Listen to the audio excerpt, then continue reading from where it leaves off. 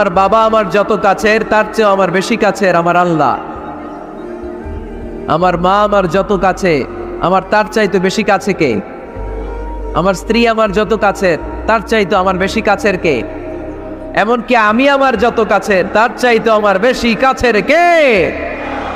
এজন্য রব্বুল আলামিন বলেন, وَإِذَا سَأَلَكَ عِبَادِي عَنِّي فَإِنِّي قَرِيبٌ أُجِيبُ دَعْوَةَ الدَّاعِ إِذَا دَعَانِ فَلْيَسْتَجِيبُوا لِي وَلْيُؤْمِنُوا بِي لَعَلَّهُمْ يَرْشُدُونَ।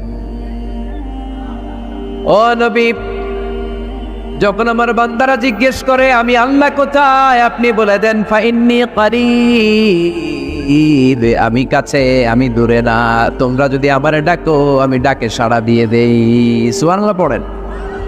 ডাকলেই যিনি সাড়া দেন তিনি কে? আল্লাহ বললেন তিনি কাছে। আরেক আয়াতে বললেন আমি সবচেয়ে কাছে। আল্লাহু আকবার। وَنَحْنُ أَقْرَبُ إِلَيْهِ مِنْ حَبْلِ الْوَرِيدِ وَنَحْنُ أَقْرَبُ إِلَيْهِ مِنْ حَبْلِ الْوَرِيدِ।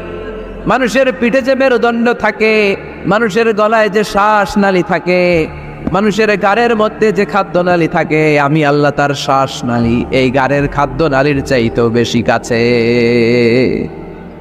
এই যে শ্বাসনালী, এই যে খাদ্যনালী, এইটা আমার যত কাছে আমার আল্লাহ আমার তার চাইতে বেশি কাছে।